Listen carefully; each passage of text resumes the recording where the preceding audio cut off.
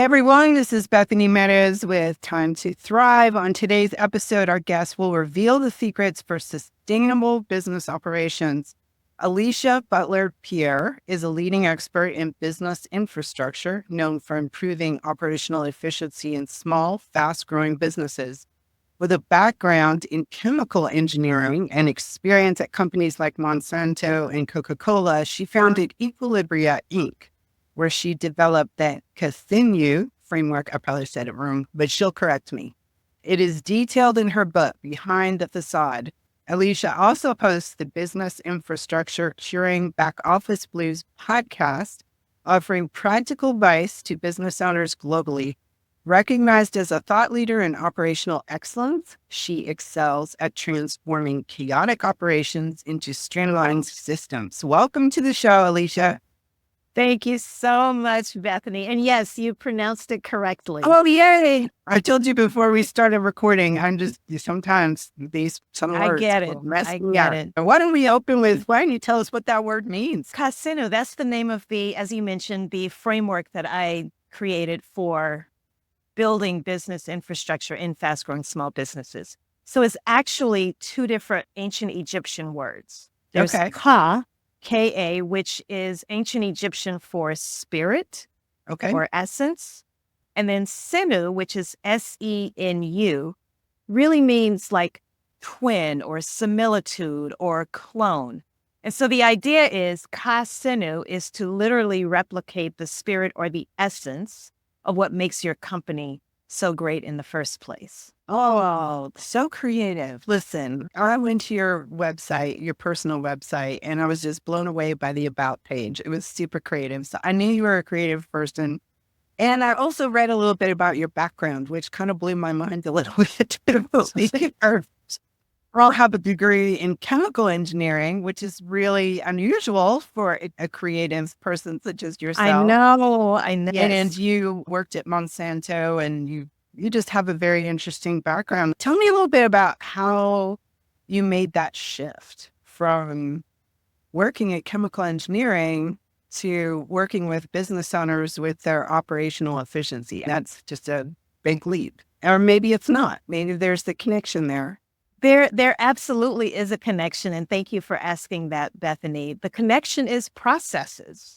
So as a chemical engineer, when I was working at companies like Monsanto, and I did some work at some different oil refineries as well, we work as what are known as process engineers. And what that means is we are literally responsible for monitoring the manufacturing process of refining oil or making a specific chemical or whatever the physical product would have been.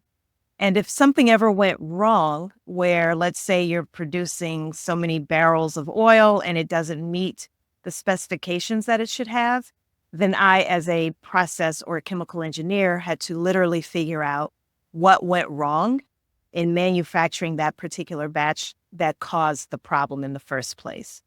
So the way I see it, Bethany, I just transitioned from monitoring processes that involved chemicals or petrochemicals to monitoring processes and improving processes that involve the flow of work and information for businesses. The way that transition happened, it didn't take me long to realize, one, that I didn't want to be in that kind of working environment for the rest of my career. But beyond that, it was really not understanding the accounting side of things. So there would be these monthly meetings where accountants would come in and they would talk all of that jargon and about liabilities and accounts payable, accounts receivable, equity and debt to equity, all of these accounting words. And I didn't have an appreciation for what it meant, but I knew it impacted the way that we would operate on a month-to-month basis. And so I went back to business school while I was working. And once I finished school, business, that was like the missing link, Bethany. So I had this technical knowledge, but then the business knowledge that I gained by getting my MBA, it just opened up a whole new world for me. And I eventually quit my job, relocated I was living in New Orleans, Louisiana, relocated to Atlanta, Georgia. And that's how I eventually started my business. I did come here looking for a job. I think that's very important to share with your listeners. I was looking for a job and it just didn't happen. I guess it just wasn't meant to be. And I just decided to start my own company. Because why not? I had to do something, right? I couldn't just keep sitting around applying for these jobs and constantly getting rejected. So that's really how that was the catalyst, if you will, for creating my company. Alone certainly says a lot about you. You're not someone to just sit around. You're a goer, No. a doer, make it happen. Absolutely. So you developed this framework, Kasennu. I probably said wrong again, but Kasennu framework. Why don't you explain what that is and what are the key components for business owners?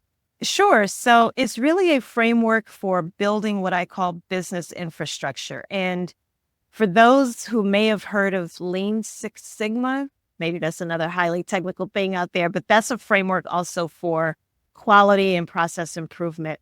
So the way I like to describe the Kasennu framework is imagine it being a prerequisite to Lean Six Sigma, something that you would do before you even get on to process improvement. And that framework consists of 7 key elements. The first is helping people figure out what are the tasks or activities that have to be performed in your business on a day-to-day basis, no matter how complex or how mundane. Getting all of that information out of your head and getting that onto paper. Once you've figured that out, Bethany, the next step would be to understand how do we take all of these tasks and activities and group them into departments. So things that are similar in nature. And I like to use stick figures and index cards to help people figure that out because it's such an intense exercise when I do this with my clients. And even if those who are listening were to do this on their own, it's really rigorous when you have to sit down and think of every single thing that you do and write every single task or activity onto an individual. I can imagine. Yeah, index card. And so what happens is you have this table or floor full of stick figures or index cards, and you want to group those things into things that are similar in nature again, give it a department name, and then from there figure out, in a perfect world, Bethany, if you had access to all of the resources that you needed, who ideally should perform each of those tasks or activities. And it's such an eye-opening exercise because as entrepreneurs and as CEOs, we know we're wearing a lot of hats like this, that it's crystal clear. Oh my gosh, I'm doing the work of 6 or 7 different people. I shouldn't be doing that much work. So who should be doing it, even if you don't have those people currently on your team? And from there, we help them figure out a hiring strategy. What order do you need to start to hire people so that you can delegate more and more things to these new people? Will they work full-time, part-time? Will they be interns, independent contractors, other people that you could outsource work to? For example, marketing. We could come to you, Bethany, as a marketing resource. And then from there, that really is a foundation for all of the other elements of this framework. So we would, from there, help you figure out what does your company's organizational chart look like. And we do things a little bit different with the way we represent org charts. We not only represent what your org chart currently looks like, but also what it would look like in the future if you had all of those resources that you identified. So really, it's like a vision board that you can have in front of you and easily share with other people as a way of talking through what your growth strategy looks like for your company. It's a much sexier thing than a business plan. Absolutely. Yeah, and much easier to digest, very visual. And the other elements, just to go through them fairly quickly. So we help you figure out how to, now that you know the organizational structure of your company, how can you use that as a way to organize your digital or electronic records, to organize your physical records, to organize your physical workspace. Even if you're not in a 2 or 3 room suite, you may just be in an office at home. That's fine. You can still organize your workspace so that efficiency and productivity are maximized. And then finally, The final elements of the framework has to do with actually identifying the processes that need to be documented so that, again, as you start to hire more people, we're not communicating telepathically. Now that you have something that you can actually give to them, whether it's a recorded video, a checklist, a template, a standard operating procedure, whatever it is that you can hand over to people to train them so that they can replicate what you may have been doing before. Right. I work with small business owners too. And I will tell you that they're very adverse to creating plans, and most of them, because they tend to be the visionaries, right?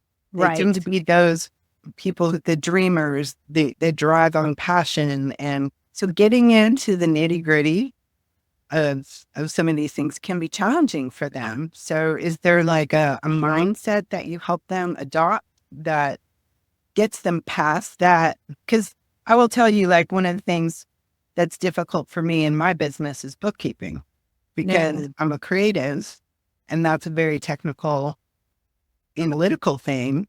And so I don't enjoy it. And because I don't enjoy it, I probably avoid it or procrastinate in doing it. So is there a mindset strategy that you help them overcome that, to get those details, get into those details and embrace that process? You know what I do? There's two main things. One, most of my clients do not come to me proactively. So what that means, Bethany, is something has already broken, something has already failed. Yeah. They're feeling the pain of something. They are feeling the pain and they need some aspirin. They're not coming for vitamins as preventative treatment. They are coming, they need the aspirin. So that's the first thing. And it's unfortunate, but I get it.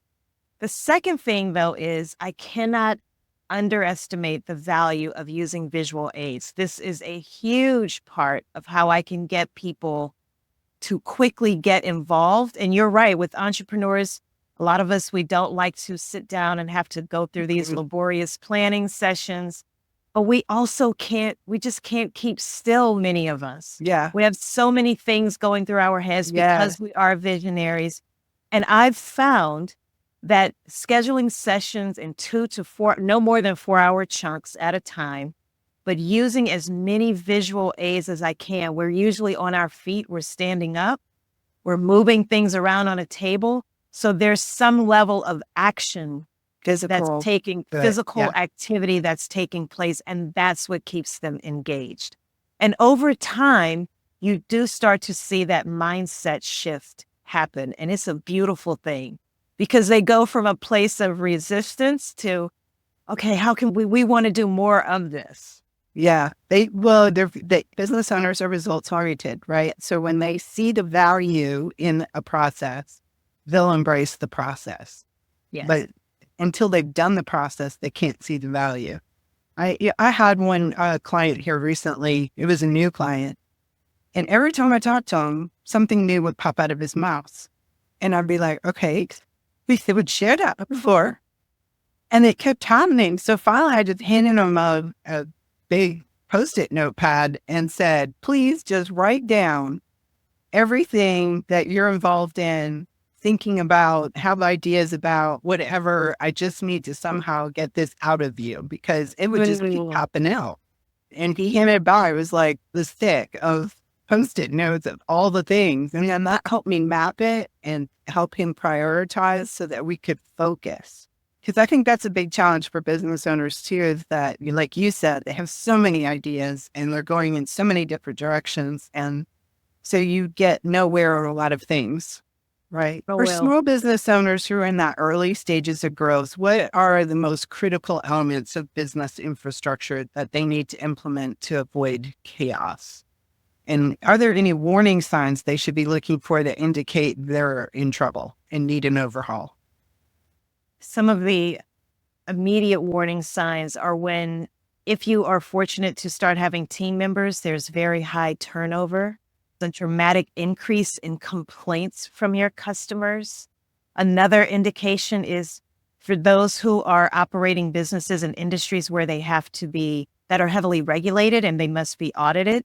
if they fail that audit, if you are paying something like paying a lot of late fees and late fines, that's an indication that you're so busy that you don't have a good accounts payable process in place. Those are some of the generic across the board warning signs that I've seen with many of the small businesses that we're working with. But in terms of the first part of your question, Bethany, I believe you were asking about early stage companies and how they can best prepare for growth.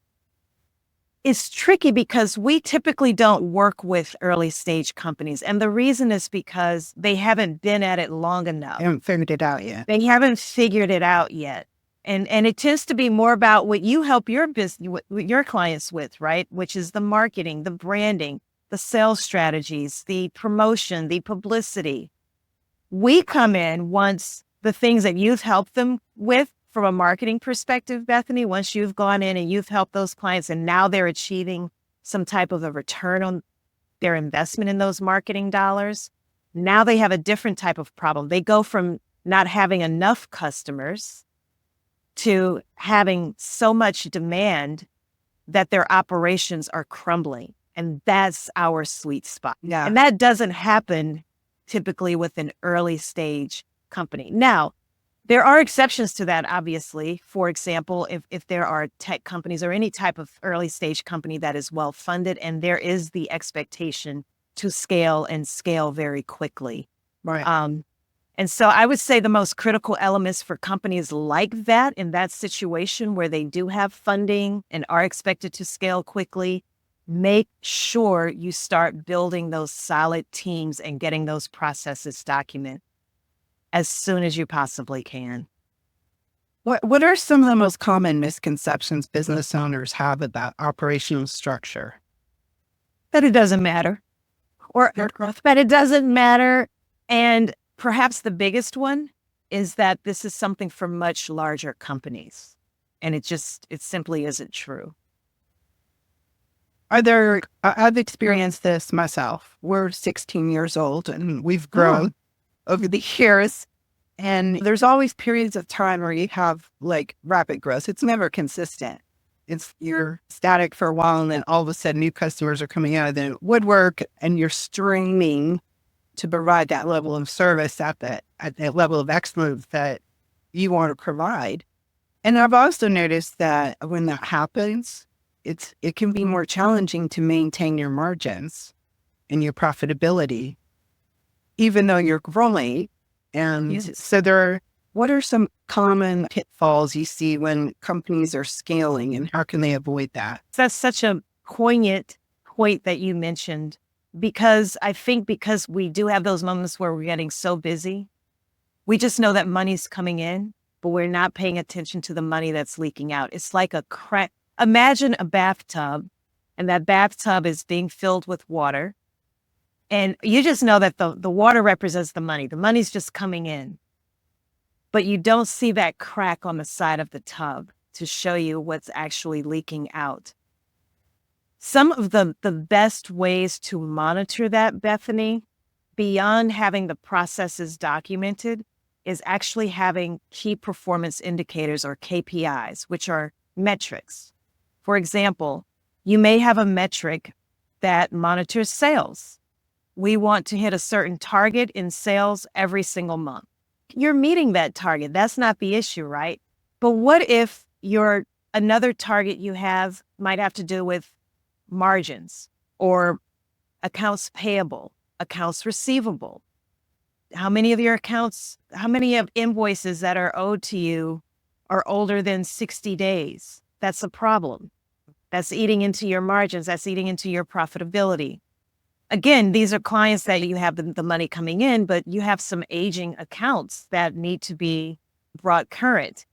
On the payables side, a lot of money is leaking out of the business because of late fees, fines, penalties of some sort, or there might just be any type of expense that you weren't expecting. And because you don't really have someone who's monitoring it and tracking it and reporting on it on a monthly basis, you're losing sight of it. And that is a major way that when you have these fast-paced, rather chaotic environments, things will fall through the cracks. Yeah. But having those key metrics in place, and I always recommend, imagine if you had a single sheet of 8.5 by 11 sized paper, so letter sized paper, and just think of all of the major areas of your business: accounting, sales and marketing, business development, management, operations, IT, HR, and I'm sure there may be some others, facilities management. And try to think of at least 2 to 3 areas that you would want to track and to measure and track every single month. That is a really good way to get into the habit of looking at your numbers every month.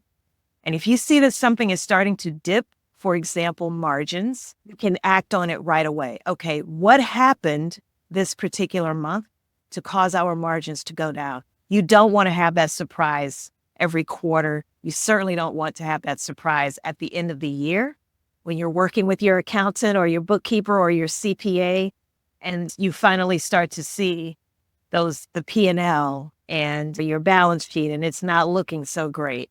So yes, that's one way to work around that. Another area that business owners did not anticipate when they started their business was the fact that they were now going to be a leader. And every leader has a leadership style, whether they realize it or not. What advice would you have for business owners to align their leadership with operational goals? Oh, that's a great question. Because I talk about this in my book, actually. For many of us, we realize, especially as we start to grow, because it's fine when you're just starting. But as you start to hire more people or expand your team, whatever that expansion looks like, you may have to, through a period of introspection, step aside and realize that you might actually be getting in the way. There's a difference between being a founder and a CEO. A founder, you're grinding, you're hustling, and some of us enjoy that. And we want to make sure that we hold on to that kind of culture. But eventually your baby grows up and other people get involved, and you have to become more corporate, and not everybody is cut out for that. And I think each of us as entrepreneurs, we have to be honest with ourselves and recognize when we may be getting in the way of our own company's success. That's such a great point. I think one of the things that, just to be transparent about my own personal journey, I think the hardest thing for me was delegating, because I started as a single, solopreneur, and then had to build a team.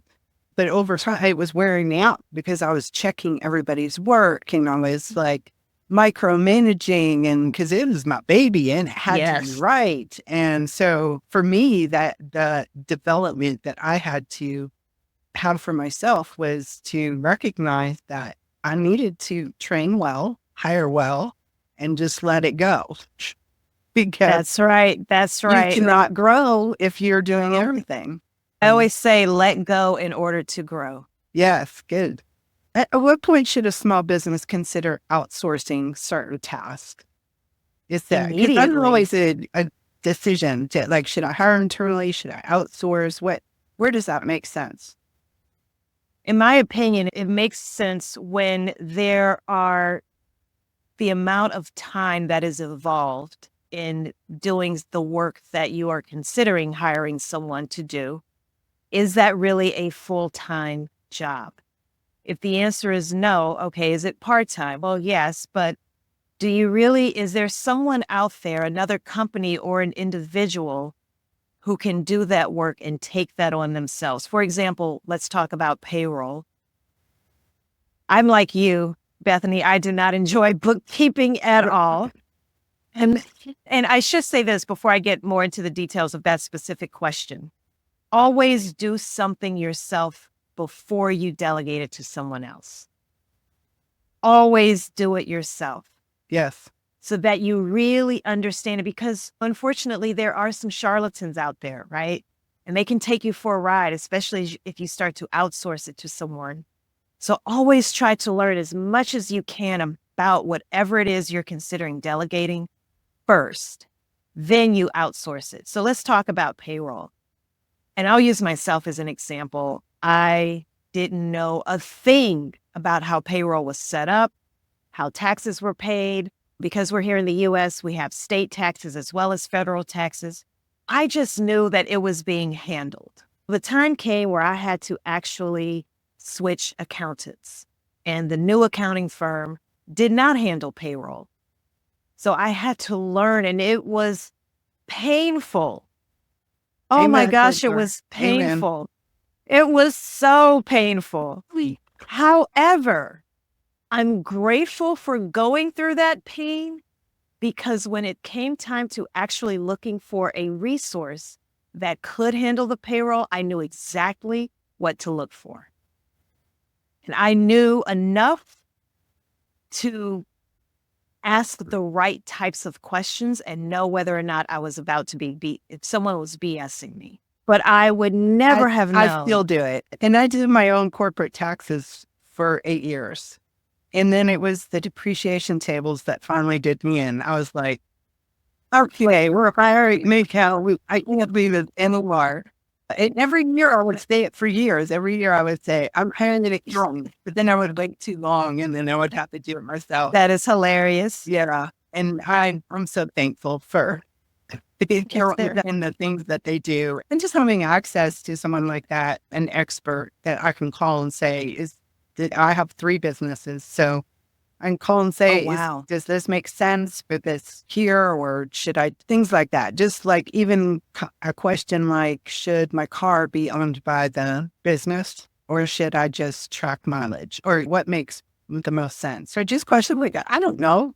And if you Google it, my goodness, you're going to get overwhelmed with lots of opinions. Yeah, I think you bring up such a great point to circle back to your original question about when is a good time, or how do you know when to outsource? A great rule of thumb is what you're talking about, Bethany, which is if it's something that requires highly specialized knowledge and expertise, so things like accounting, legal matters, right? Insurance matters. You absolutely want to find that insurance agent that you can call on, right? Have that attorney, that business attorney, and there are all kinds of attorneys, right? IP attorneys, patent attorneys, copyright attorneys. So who can you call on? Who can you tap? Who can you develop relationships with now and just have them on standby so that when you need to tap them, you can leverage their expertise? Yeah. One of the things that I really feel is impacting small businesses, especially in the last 5 years, is that everything's changing so fast. First, we had COVID, and that was like a whole thing.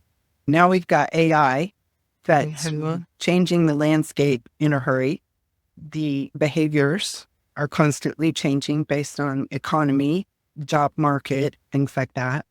So I guess the question is, how can a business owner ensure that their infrastructure is adaptable enough to change, that they can survive a sudden growth spurt or an unexpected market shift?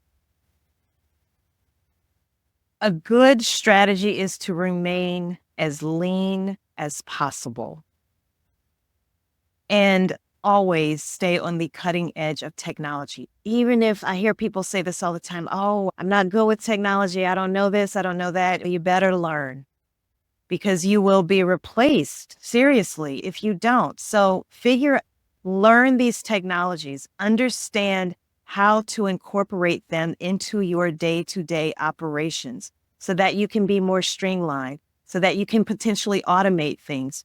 Your clients and your customers are going to be they're always going to be attracted to those who can do it quicker, faster, better, cheaper, blah, blah, blah. In addition to knowing, liking, and trusting you, they're going to want to know, can you do this for me? How quickly can it be done? How accurate will it be? So take the time to go on to tools like LinkedIn Learning or Coursera, Thinkific, Udemy. Find these courses. Many of them are free, where you can educate yourself about these emerging technologies. And instead of being fearful of them or just drawing that hard line in the sand and saying, I am not going to do this. I'm just going to stay and do things the way I've always done them. That's really to your detriment. But education, I tell everyone, continuous education never stops. We have to continuously keep educating ourselves and constantly challenging ourselves to figure out how we can take whatever we're learning and applying it to our businesses. We'll all be better for it. We'll be better human beings and better business owners as a result. Yeah, all good points. And what would you say is the one or two, as we wrap up today, what do you say is the most important takeaways that you hope business owners gain from listening to the episode today? Okay, I'll say one, building that business infrastructure. And a huge part of it is what you were talking about earlier, Bethany, which is delegating. The more you delegate, the more you have time to thrive. Thank you. The more you delegate, the more, and it's really true, the more you delegate, the more you're freeing up your time to truly function as that CEO, to be out there doing the business development and building more relationships and bringing in even more business. The second thing is, and I think you'll appreciate this considering your marketing background, is the 3 R's. The 3 R's that many of us heard when we were growing up: reading, writing, and arithmetic. Write something every day about your craft, whatever it is you specialize in, whether it's a LinkedIn post, a blog post, an article for a magazine. Write something about your craft. It helps to sharpen your mental saw. The other thing, reading. Read something every day. Again, a chapter in a book. Listen to a podcast if you can't actually read something. But consume information that will help you evolve as a business owner and as a person, and will help solidify your talent and whatever your talent or your strength is. And then third, arithmetic, going back to those metrics, measure something every day. Measure and monitor. It's the only way you can literally make sure that you're tracking how you're doing so that you can understand when it's time to make course corrections and potential improvements. Wow, that's great advice. I heard someone say recently that if you spend 18 minutes a day focused on developing a skill, right? 18 minutes a day consistently, in a year, you will be in the top 5% of that skill. Wow. I'm writing this down. 18 minutes a day. I took that to heart. So I am that. I YouTube binge and I listen to podcasts and read the books. I've got stacks of them everywhere, constantly reading, because this is my craft. Marketing is my craft. Brand is my craft. So I want to learn everything about it.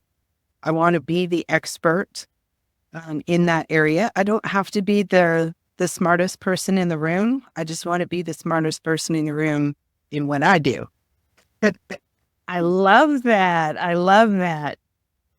You've been a great guest today. Lots of great information. A lot of times when you think about business operations, you think that's dry and it's boring, but I can see how you've made it into something that really adds value and do it in a creative way that business owners can embrace. Tell us more about where people can find you and connect with you. Sure.